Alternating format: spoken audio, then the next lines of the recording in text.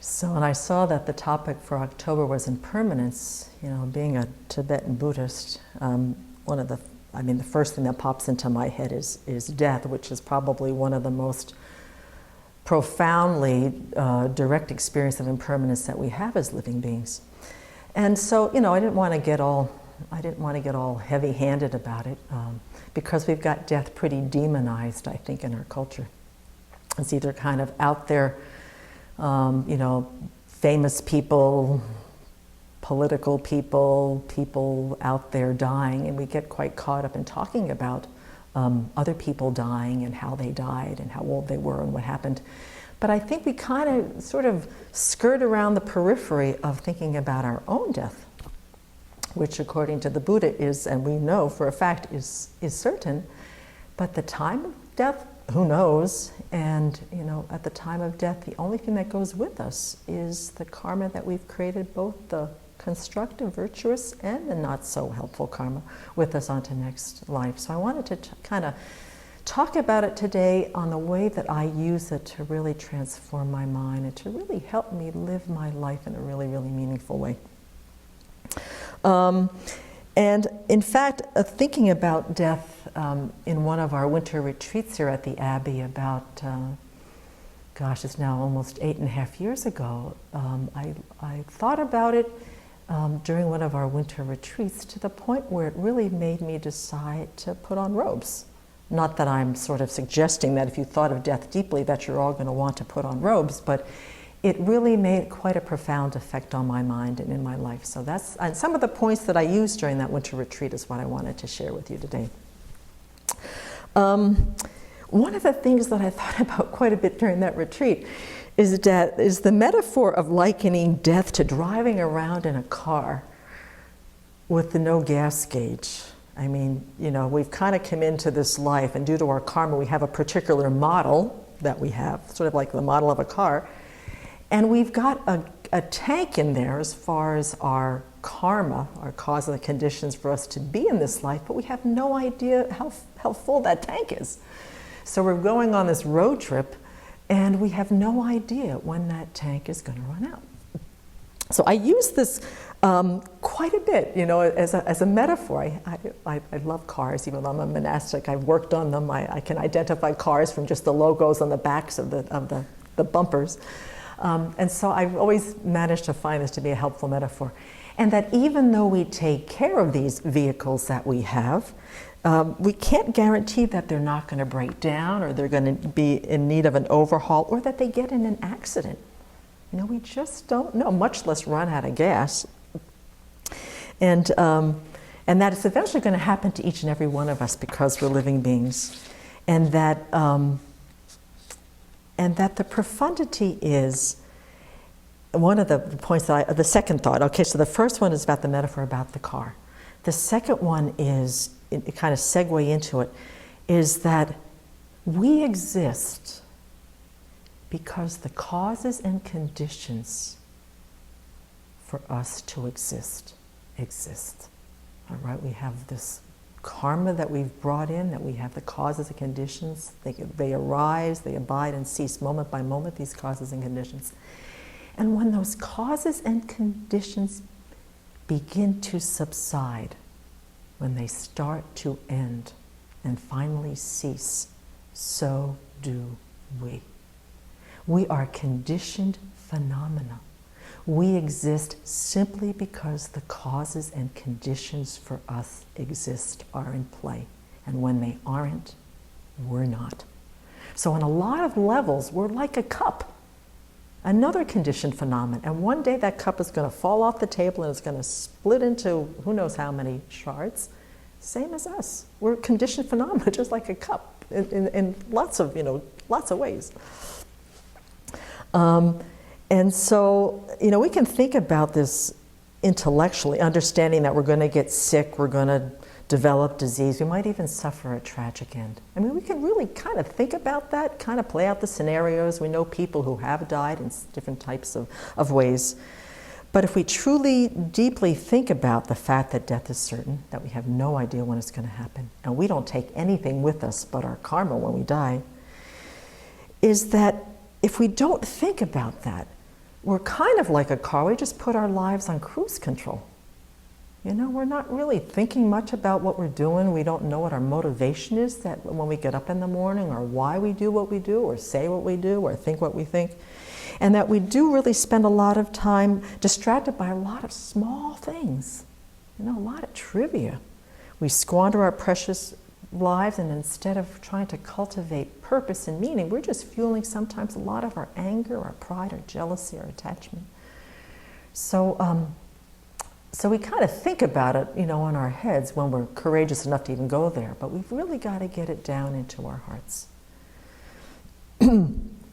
And so another point that has helped me to kind of tie these pieces together on thinking about death is that in our tradition there's a very simple saying that if you don't think about death in the morning, you've wasted your morning. If you don't think about death in the afternoon, you've wasted your afternoon. And if you don't think about death in the evening, you've wasted your evening as well. So that is really something to think about. To think that there's no way around it. No matter how beautiful we are, no matter how wealthy we are, no matter what we do for a living, no matter how many people love us, in the end, all we take is the karma that we've created this life. And trying to be happy in this life, to get what we want, to be pissed off at when we don't get what we want, that's all that goes with us. And to really try to put together, you know, what does that mean for us? What does it mean to get serious about the certainty of our death? And that rather than obsessing about, you know, someone said something to us at work that hurt our feelings, or we're having arguments with our roommates because they didn't do the dishes, or somebody forgot to invite us to dinner with a group of friends. When we think about death a little bit more than just an intellectual exercise, we start to realize when we get into these moments where we're kind of in a hissy fit, or we're really getting pissed off or hurt, we say, if at this one moment my body decided, the causing conditions for me decided to cease, is this the kind of mind I want when I die? Do I want to be angry? Do I want to be scared? Do I want to be jealous? Do I want to be pissed off? Do I want to be craving and clutching onto somebody if I should die right now?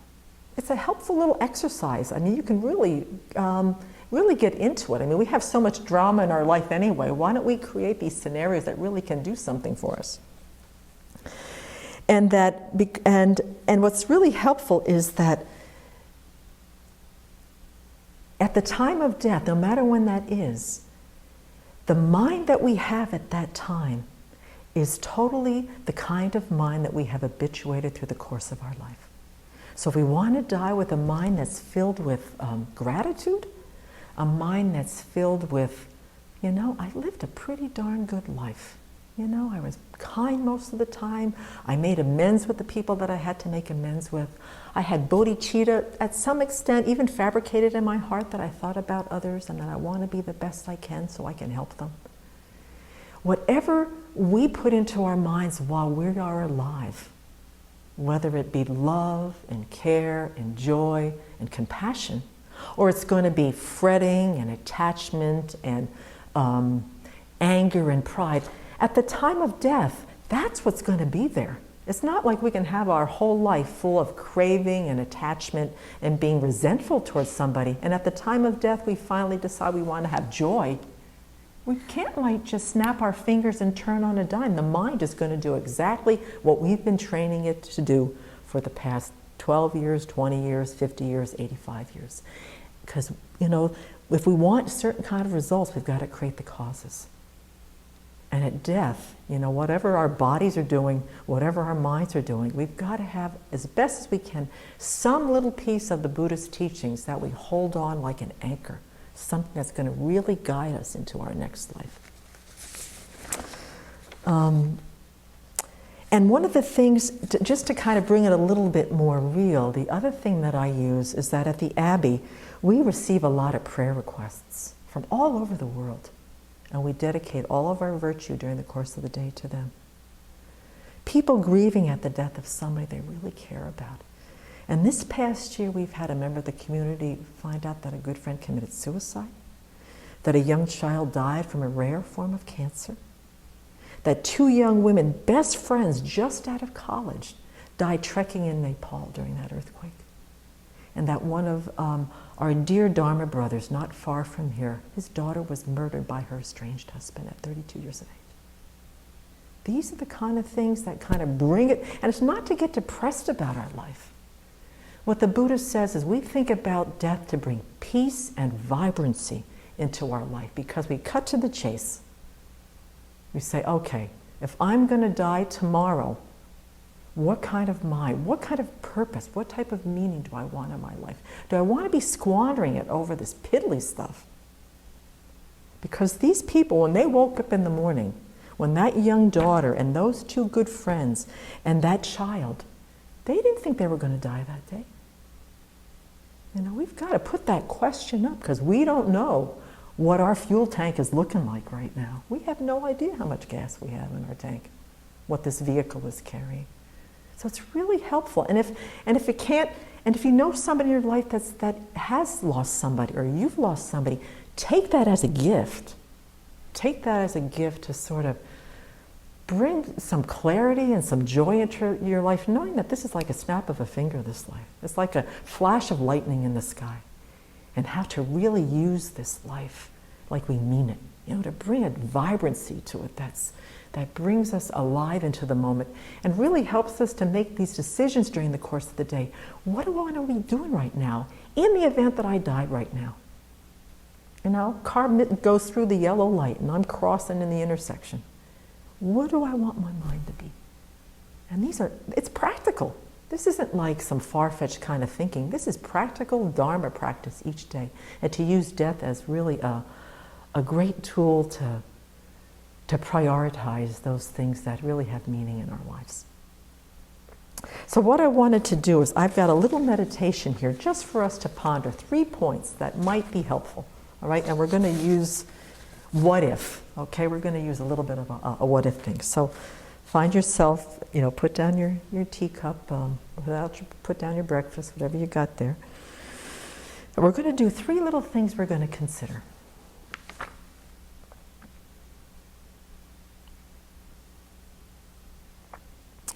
So if we really got it in our hearts that death was certain and we didn't know when we would die, and the only thing that we took to the next life was the karma we created, name one thing that you would refrain from doing right now.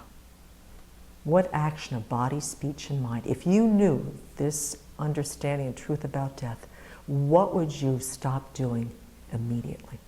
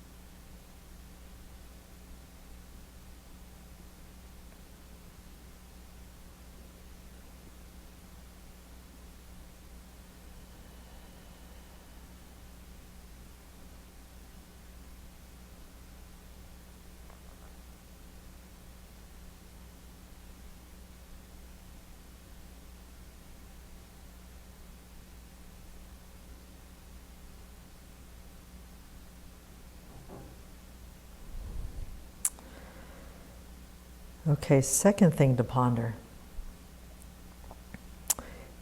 if you really got it in your heart that death was certain, and that you had no idea when it was going to happen, and that the only thing that you took to your next life was the karma you created, who would you want to forgive? And who would you want to ask forgiveness from?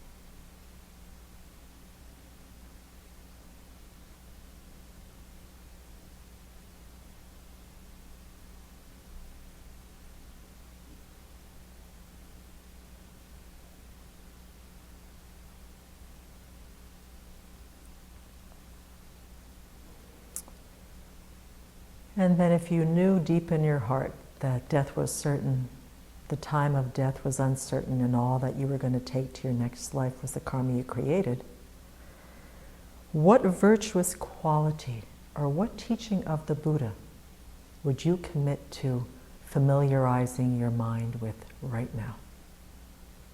That would be so clear and strong at the time of death that it would arise spontaneously.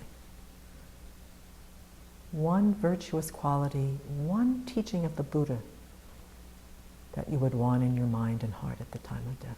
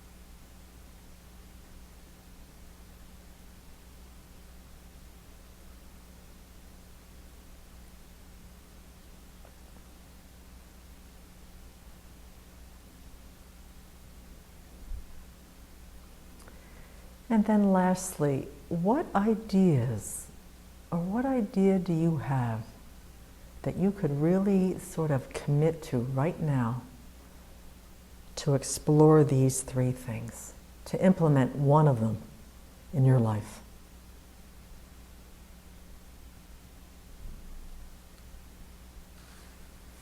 What virtuous quality?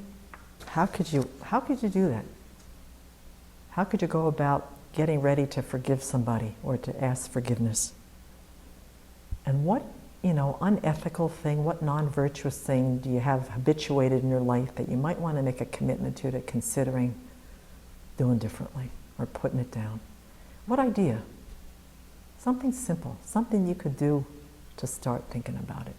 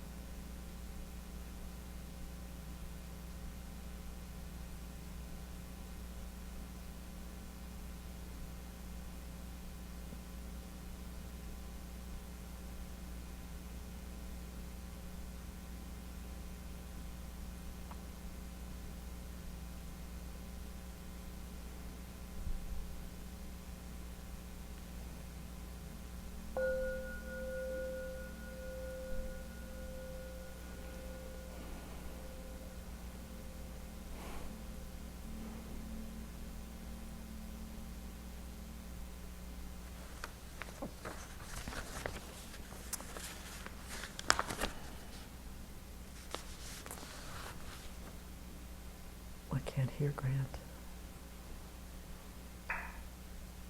I can't hear you, Grant, sorry. Sorry about there that. we are, Yeah, there you are.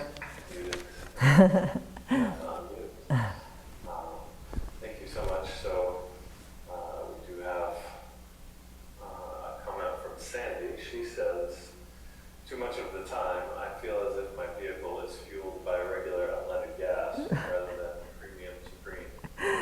It's half empty or de-energized feeling keeps me listening regularly to the teachings about cultivating improved quality of life. It's a lovely metaphor to continue. Thank you, Sandy. But to remember, if you want some premium fuel, create the causes for premium fuel. And take it a little bit at a time. You know, don't ever underestimate that you've got a lot going for you already. And really rejoice in that. And that's a good way to start creating the causes to have some premium fuel.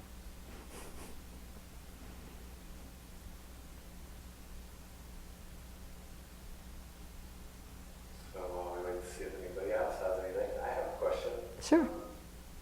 In thinking about death. Yeah.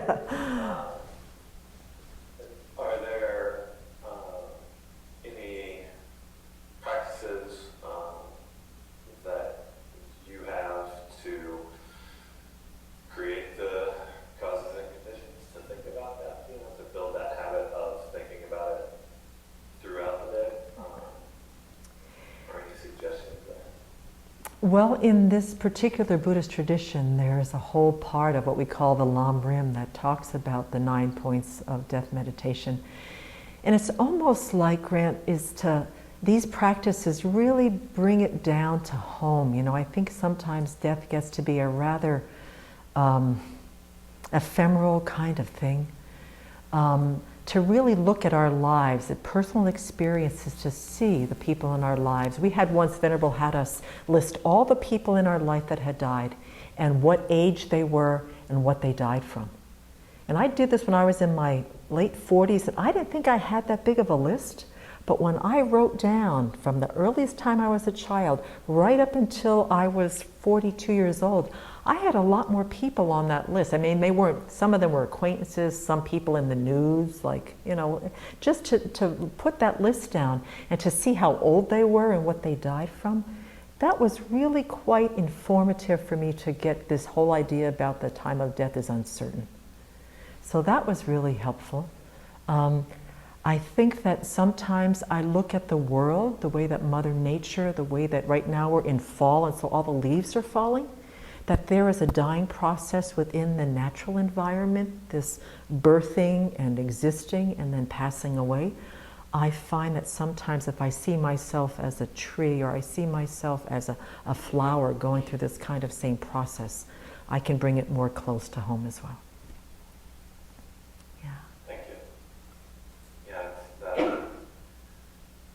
Conceptual idea of that is very clear, but then bringing it into something real is the thing I struggle most with.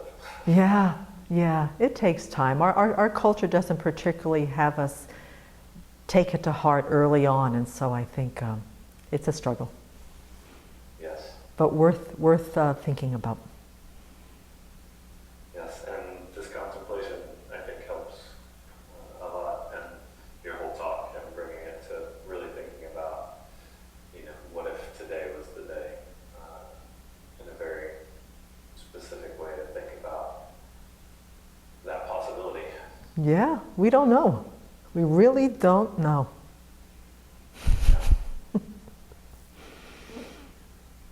So it looks like we don't have any more comments or questions at the moment. Okay. So we can wrap with that. Thank you so much for your time and for the teaching. Let's do a quick little dedication, Grant. We want to always sort of bookend our thinking about the Dharma with a motivation on one end and a dedication of the other. Due to this merit, may we soon attain the awakened state of Guru Buddha, that we may be able to liberate all sentient beings from their suffering. May the precious Bodhi mind, not yet born, arise and grow. May that born have no decline, but increase forevermore.